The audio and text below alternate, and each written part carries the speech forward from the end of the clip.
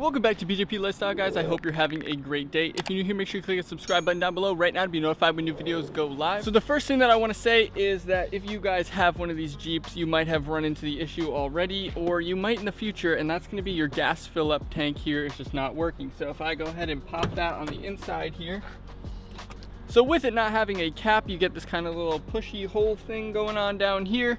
And basically what happens is you go to stick the nozzle in and it doesn't work. So basically the little hack here is going to be just flip it upside down if you run into that issue. I've said it probably 700 times on this channel, but if you guys are new here, then you probably haven't heard that. But that's probably the number one thing that I would tell someone if they're going to go ahead and buy this Jeep, because those are one of the most annoying things with the Jeep. Some people have said you could pull it out, but that doesn't really work for me. So I just flip it upside down and I'm good to go. So now this next one is going to be here on the inside. If you're having an issue where your screen isn't turning on, it's looking just like as if the screen was off, even though your car is running, or it looks like it has a little bit of a blue light as if it's on, but it's not showing and displaying anything. You've turned the car on and off several times and nothing's working. That happened to me. You also might run into some other issues with it where you could have different little weird things happen. A lot of issues with these screens, so just be aware of that. But if you do run into that issue, all you need to do, hopefully all you need to do, first step, hold down the power knob and the tuner knob. So both of these two knobs, just like this, hold them both down for about 10 to 20 seconds. I'd say about 20 seconds just to make sure.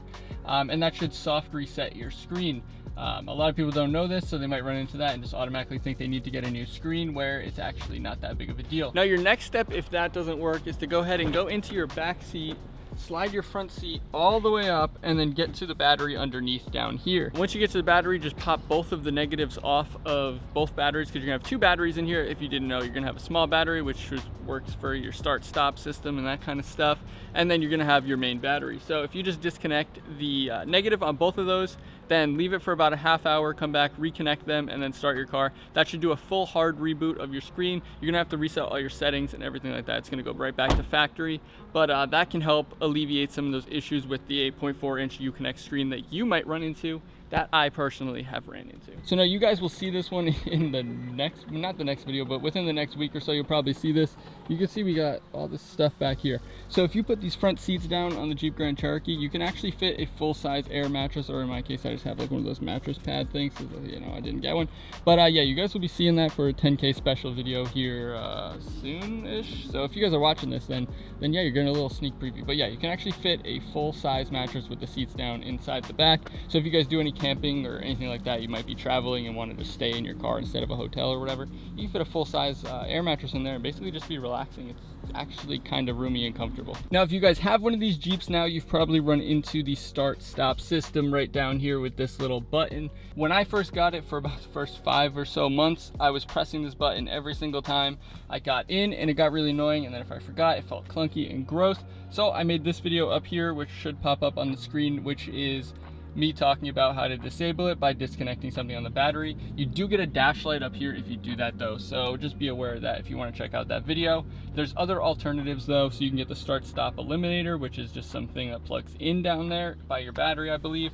And then you have down here, I have the Taser module installed right there, which allows you to actually just automatically disable this. It sucks that it's not like the eco mode where you just press it and it turns on every single time. But yeah, you can get that with the Taser and it'll just automatically turn it off for you, so you don't have to press the button or remember. So if you forget, you don't get that clunky feeling and think your car's about to explode. So we go into our settings here and we move down one, we can get to the safety and driving assistance, and you see the rear park sense braking assist is off on mine. Now, if you guys have used that with the rear park sense braking assist, when you go to back up, it's gonna basically slam on your brakes for you. It's not very fun, it's not very comfortable, and especially if you don't know that it's there. So if you guys crash a lot, maybe go ahead and keep that one on. Personally, I've never backed into anything or hit anything, so I keep it off. But if you guys are not a good driver or you tend to back into things a lot, then maybe it'll help you guys out and save you a little bit of money on those rear bumper repairs. But my problem with it is it's basically 6 feet or so off the wall that it's gonna slam on the brakes for you. So sometimes I wanna get really close to things, parking spots, stuff like that. I wanna get really close up on the curb and it'll slam on the brakes. So that's why I don't use it, and I recommend you turning it off when you first get the Jeep. You just go in there just to that setting and go ahead and uncheck it and you're good to go. Now, if you guys wanna have some fun in the snow, or maybe not even in the snow, I guess you could try and have some fun. But you'll notice that the traction control off button button down here. So if you press that, then obviously the light will come on and it will turn off the traction control, or so you think. Normally with these type of vehicles, or with most vehicles, you'll hold down that button for 5, 10, 15 seconds or whatever, and it will completely disable the ABS, like traction control system, the whole entire thing. Now the problem with these is that doesn't work, and you can't just disconnect, you can't just hold this down and disable the entire system, which sucks in the snow or anything like that if you're just trying to have some fun, or even if you're off-roading and you're trying to use that to get out of some sand or some, you know what I mean, wherever you might be using it, off-road or on the road, it's not going to allow you to disable that. So what you have to do is, you know, nice and fun, pop your hood and then go ahead and swing around, pop your hood up and then go over here to your fuses. Now if you've never opened these, you just pop open like that. There's going to be an entire map under here that's going to tell you what all the different fuses are and which ones you need to change, but you basically want to check, and you're going to want to get rid of the F06 fuse. So you can see that it's right here, this F6 right next to the K5, which I believe is somewhere right around here. I want to say that it's this guy here, but yeah, you're just going to go ahead and pull that F06 ABS fuse, and that's basically going to allow you to completely disable the system and not get any of that ABS shake and rattle and stuff that happens.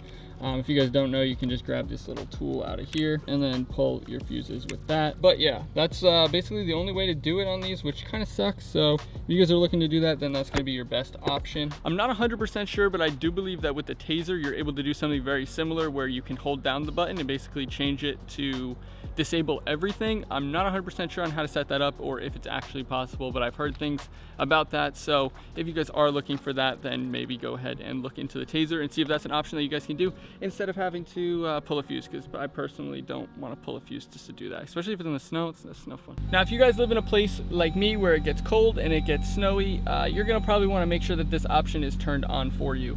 Now this is going to be in the settings again.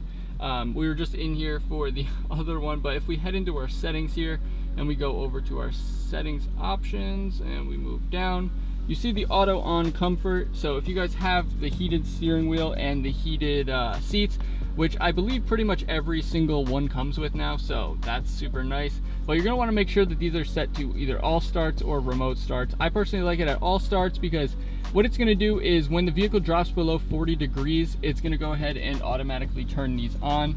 Now, I'm not saying the engine temperature drops below 40 degrees. When like up here, when your sensors are sensing that it's under 40 degrees out, that's when it will turn on. So you don't have to worry about it turning on when you start the car now in the middle of the summer, but you get the nice toasty heated steering wheel for you when you remote start, or if you just go ahead and get in and start it, it'll automatically kick on so you don't have to remember to do it.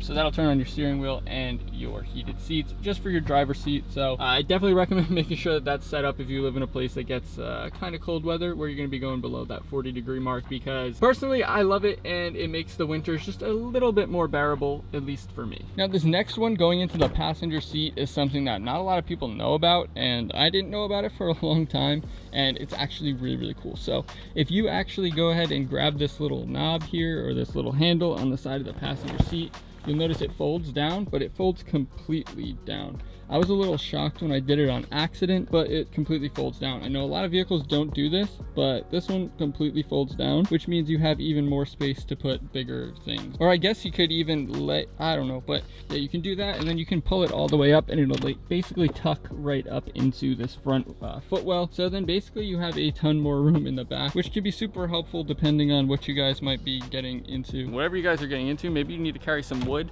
or something, and yeah, you can do that, but that's a great option. And I don't know why most vehicles don't do that. Well, I guess most SUVs don't do that. Maybe they do, I don't know.